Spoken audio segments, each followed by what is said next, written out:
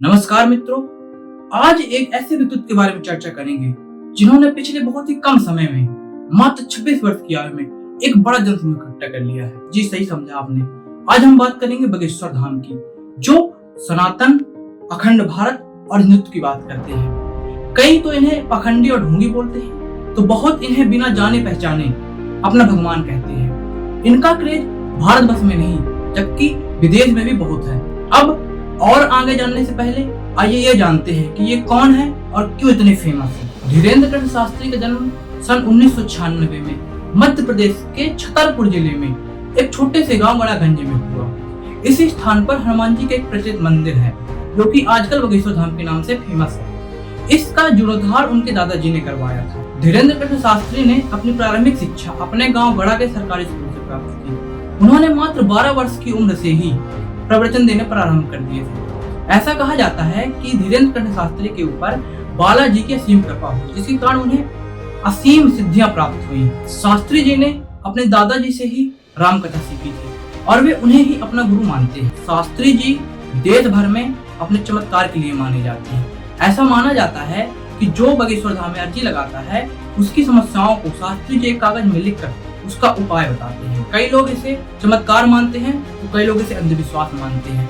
अंधविश्वास है, इसका तो कोई ठोस सबूत नहीं है, पर यह अंधविश्वास नहीं है, इसका सबूत शास्त्री जी ने न्यूज रिपोर्टरों को अपनी दिव्य सभा में बुलाकर प्रस्तुत किया। पंडित धीरेन्द्र कृष्ण शास्त्री सुर्खियों में आए जब नागपुर के अखिल भारतीय अंधश्रद्धा निर्मूलन समिति के श्याम मानव ने उन्हें चुनौती दी तथा उनके आध्यात्मिक शक्तियों पर सवाल उठाए।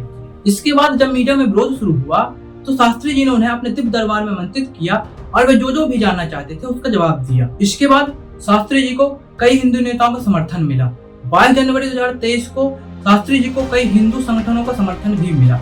इसके बाद 25 जनवरी 2023 को नागपुर में उनके सार्वजनिक स्थानों पर अंधविश्वास की गतिविधि को बढ़ाने के मामले में उन्हें क्लीन चिट दे दी गई। अब कई लोग इनका विरोध कर रहे हैं।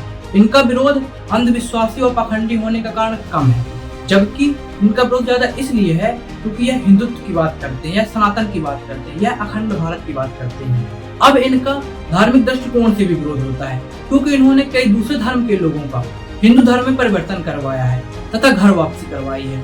अब धीरेन्द्र कृष्ण शास्त्री जी का विरोध बड़े बड़े नेता तथा लोग कर रहे हैं। इनमें से एक जर्मनी में बैठा यूट्यूबर है जिसके यूट्यूब पर 1 करोड़ से भी ज्यादा सब्सक्राइबर है। वह वहां से बैठे बैठे धीरेन्द्र कृष्ण शास्त्री जी की प्रगति बता रहा है तथा उन्हें ढोंगी तथा पाखंडी बता रहा है।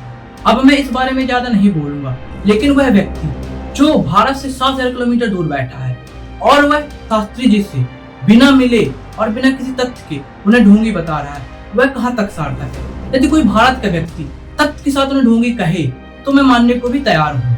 अब बात करते हैं धीरेन्द्र कृष्ण शास्त्री जी की सोच कितने हद तक सही है और कितने हद तक गलत है।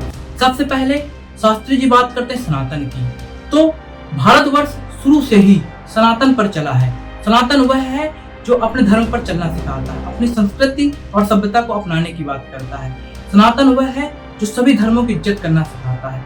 सनातन वह है जो प्रकृति से प्रेम करना सिखाता है और पशु पक्षी से प्रेम करना सिखाता है। तो मेरे हिसाब से सनातन होना या फिर सनातनी होना किसी भी दृष्टिकोण से गलत नहीं है। अब बात करते हैं हिंदू राष्ट्र की। जब सऊदी अरेबिया, ईरान, इराक एक इस्लामिक कंट्री हो सकते हैं तो क्या 195 देशों में एक हिंदू राष्ट्र नहीं हो सकता है? हिंदू राष्ट्र होने का मतलब एक कहीं से नहीं है कि मुस्लिम, क्रिश्चियन और अन्य धर्म के लोग यहाँ नहीं रह सकते। यदि ऐसा होता तो ईरान, इराक में हिंदू ना रह रहे होते। अब बात करते हैं अखंड भारत की, तो इस बारे में पिछले वीडियो में बात कर चुके हैं। यदि आप चाहें तो आई बटन में वीडियो देख सकते हैं। तो यह रही मेरी व्यक्तिगत राय। आप इस वीडियो के माध्यम से अपनी व्यक्तिगत राय बना सकते हैं। जय श्री राम।